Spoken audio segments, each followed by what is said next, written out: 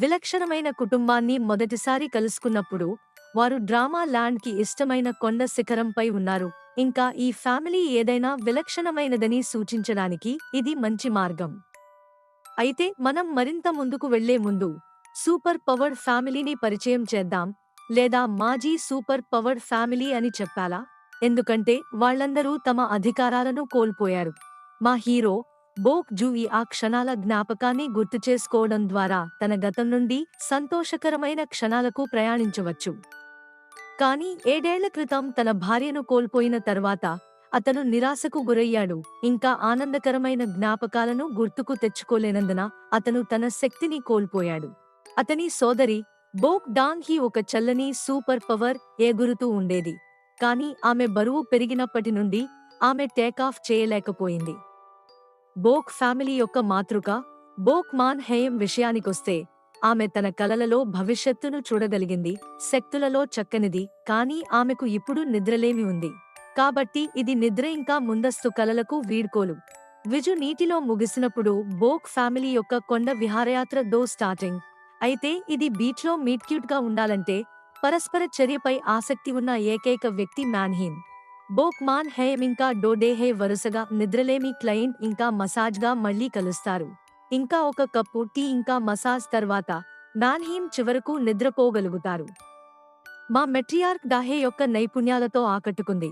ఇంకా ఎక్కువగా ఆమె మర్దన చేసే వ్యక్తిని గ్విజు యొక్క రక్షకునిగా గుర్తించినప్పుడు.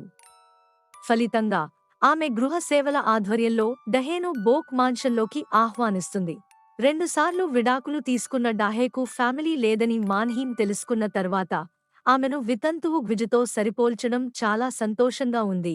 గ్విజు మనుషులతో కాకుండా మద్యంతో సంబంధం కలిగి ఉన్నప్పటికీ డాహే ఫ్యామిలీ యొక్క ఉంగరాన్ని ధరించడం గురించి మ్యాన్హీమ్ కలలు కన్నప్పుడు ఫ్యామిలీ యొక్క సూపర్ పవర్స్ ను పునరుద్ధరించడంలో డాహే కీలకమని ఆమెకు గతంలో కంటే ఎక్కువ నమ్మకం ఉంది.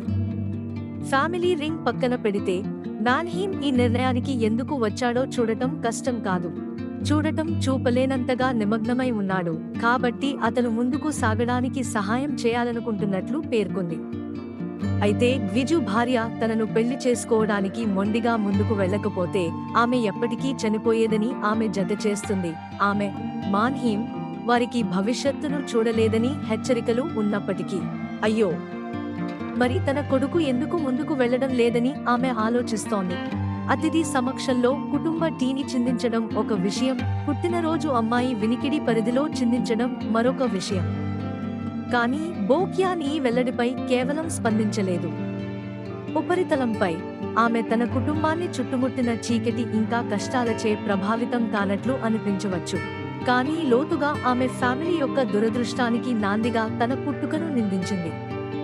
లోని పెద్దలందరూ తమ ఇంటి పైకప్పు క్రింద సూర్యరశ్మి ఇంకా పెరగడానికి నీటి కంటే ఎక్కువ అవసరమయ్యే పిల్లవాడిని చూసేందుకు వారి సమస్యలతో చుట్టుముట్టడం బాధాకరం. వారితో ఇంటరాక్ట్ అవ్వడం కంటే ఈనా తన స్మార్ట్ ఫోన్లో తనను తాను పాతిపెట్టుకోవడానికి ఎందుకు ఇష్టపడుతుందో అని వారు ఆశ్చర్యపోతున్నారు. ఈనా తన తల్లిని చంపిన కారు ప్రమాదంలో కూడా ఉంది, కానీ ఆమె బాధాకరమైన క్షణంగా భావించిన దాన్ని అధిగమించడానికి ఫ్యామిలీ ఏదైనా సహాయం చేసిందని నేను అనుమానిస్తున్నాను. నా ఉద్దేశ్యం, ఈనా తల్లిదండ్రులను ప్రశ్నించే మాన్హీమ్ ఆమె ఒక సూపర్ పవర్ని అభివృద్ధి చేయనందున ఆమె నయం చేయడంలో సహాయపడుతుందా? విజయ్ యొక్క డిప్రెషన్కు నివారణ వివాహం అని నమ్మే అదే స్త్రీ 7 సంవత్సరాల మొత్తం డిప్రెషన్ ప్రేరిత మద్య వ్యసనం ఇంకా చికిత్స గురించి ఎవరూ ఆలోచించలేదు. ఓహ్, ఇది డ్రామా ల్యాండ్. ఇక్కడ ప్రేమ అన్ని గాయాలు ఇంకా రుగ్మతలకు మాయా నివారణ.